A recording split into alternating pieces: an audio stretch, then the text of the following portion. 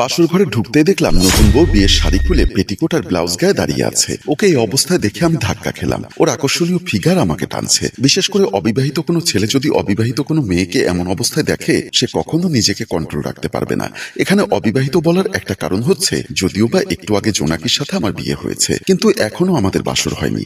আমি অপলক দৃষ্টিতে তার দিকে তাকিয়ে আছি। সে বিভিন্ন কায়দায় আমাকে আকৃষ্ট করার চেষ্টা করছে। তার রূপের জালে আমাকে আটকাতে চাচ্ছে। হঠাৎ আমার ইভার কথা মনে পড়ে গেল। তাকে আমি কথা দিয়েছিলাম।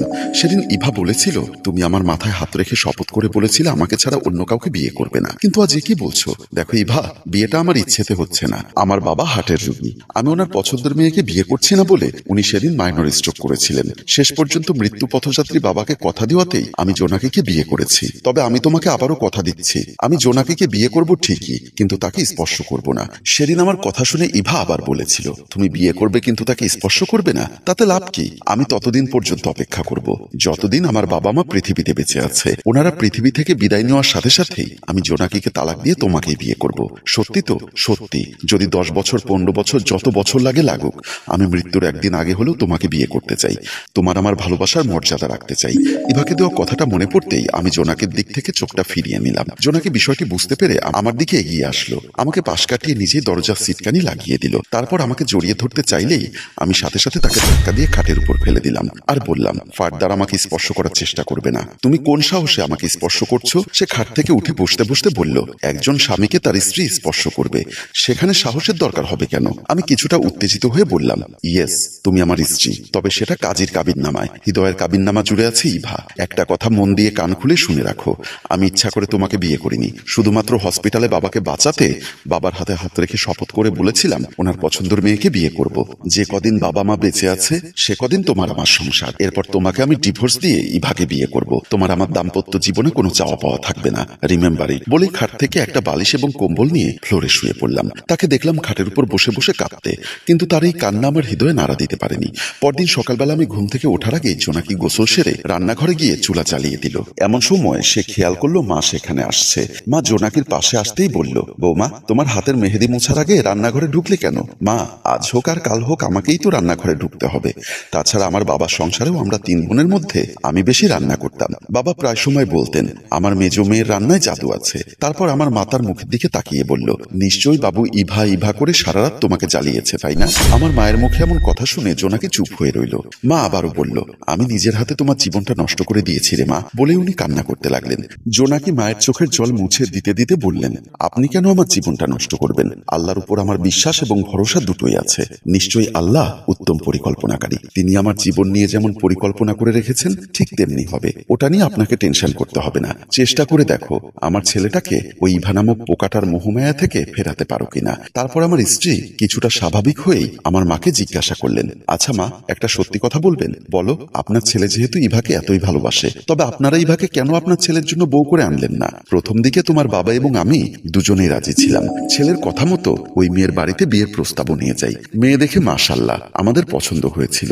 যখনই আমি মেয়েকে আংটি পরাতে গেলাম তখনই মেয়ের বাবা আমাদের থামিয়ে দিয়ে বললেন, দাঁড়ান, মেয়েকে আংটি পরানোর আগে আমার কিছু শর্ত আছে। তোমার শ্বশুর বলল, কি শর্ত?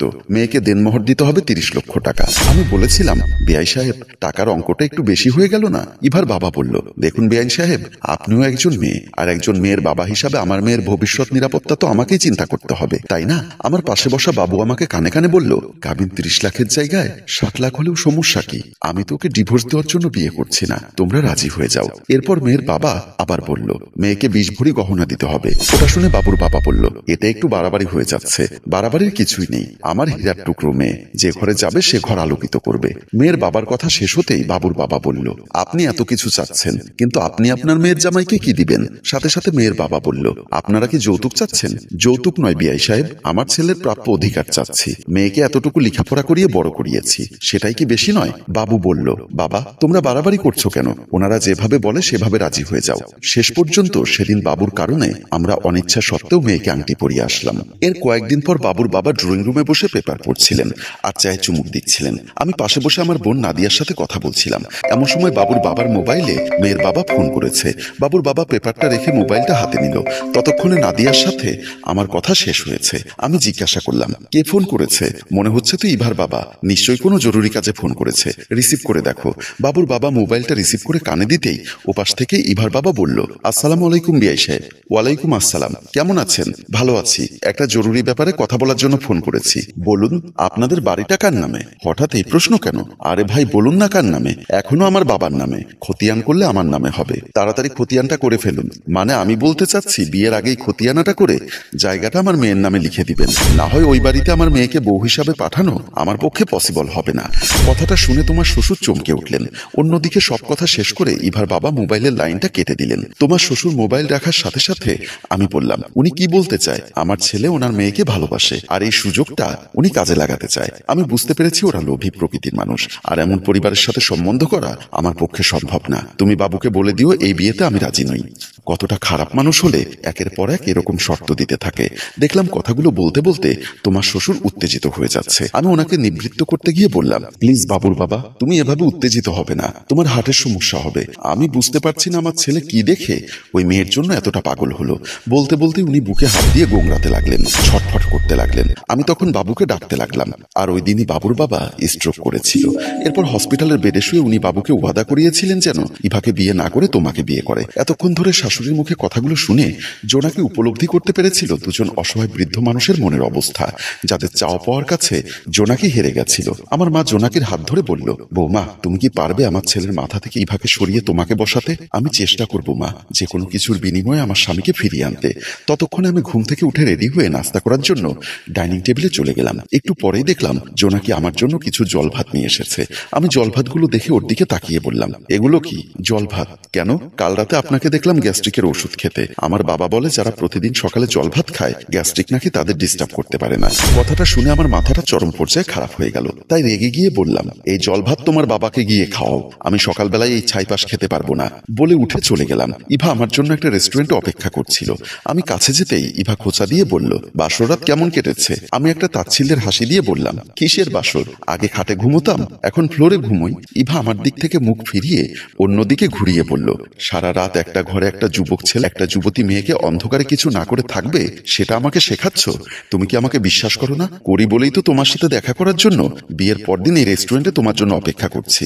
তবে শতভাগ আস্থাটা উঠে গেছে। সাথে সাথে আমি ওর হাত ধরে বললাম, বিশ্বাসটা রেখো, আমি আজীবন তোমার অপেক্ষায় ওকে স্পর্শ করব না। দেখা যাক কদিন নিজেকে আড়াল করে রাখতে পারো। তারপর দুজনে নানা কথা বলে সময়টা পাস করে ফেললাম। সেদিন বাসায় ফিরতে ফিরতে অনেক রাত হয়ে গেছে। ভেবেছিলাম সবাই ঘুমিয়ে যাবে, কিন্তু বাসার সামনে এসে কলিং বেল টিপতেই দরজা খুলে গেল। অবাক হলাম জোনাকিকে দেখে। সে এত রাতেও আমার জন্য অপেক্ষা করছে। তার সাথে কোনো কথা না বলে সোজা ডাইনিং টেবিলের দিকে চলে গেলাম। ডাইনিং টেবিলে এসে দেখলাম দুজনের ভাত প্লেটে ঢাকনা দেওয়া আছে। ওকে জিজ্ঞাসা করলাম, এখানে দুজনের ভাত কেন? আপনার আর আমার? বাবা মা অনেক আগেই খেয়ে ঘুমিয়ে পড়েছেন, তুমি খাওনি কেন?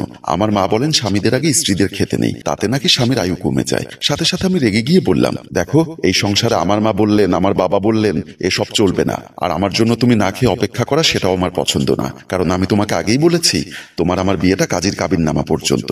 আমার বাবা গত হওয়ার সাথে সাথে তোমাকে তালাক দিয়ে আমি ইভাকে বিয়ে করব। আর তোমার সাথে এক টেবিলে বসে ভাত খাওয়া আমার পক্ষে সম্ভব না। বলেই যখন আমি চলে যেতে চাইলাম তখন ও আমার হাতটা ধরে বলল, আপনি টেবিলে বসে খান, আমি নিচে বসছি। বলেই সে আমার সামনে থেকে ভাতের প্লেট আর তরকারি নিয়ে রান্নাঘরে গিয়ে বসে খেতে লাগলো। ভাত খাওয়ার পর আমার ধূমপান করার অভ্যাস আছে, তাই বেলকনিতে দাঁড়িয়ে একটি সিগারেট ধরালাম আর মনে মনে ইভার কথা ভাবতে লাগলাম। আমার কেন জানি মনে হয় ইভা ছাড়া আমার পৃথিবীটা শূন্য মরুভূমির মতো। আমি ইভাকে ছাড়া একটা মুহূর্তও কল্পনা করতে পারি না।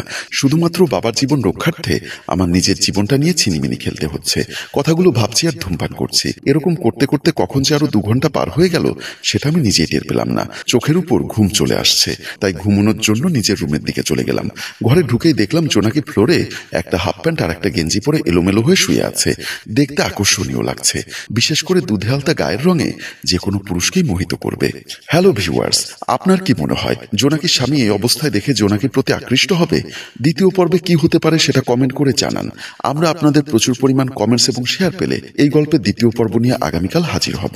মনে রাখবেন, যে গল্পের ভিউজ এবং কমেন্টস ও শেয়ার কম হয় আমরা সেই গল্পের দ্বিতীয় পর্ব তৈরি করি না। তাই দ্বিতীয় পর্ব দেখতে চাইলে গল্পটি এক্ষুনি শেয়ার করে আমাদের সাথেই থাকুন। ধন্যবাদ।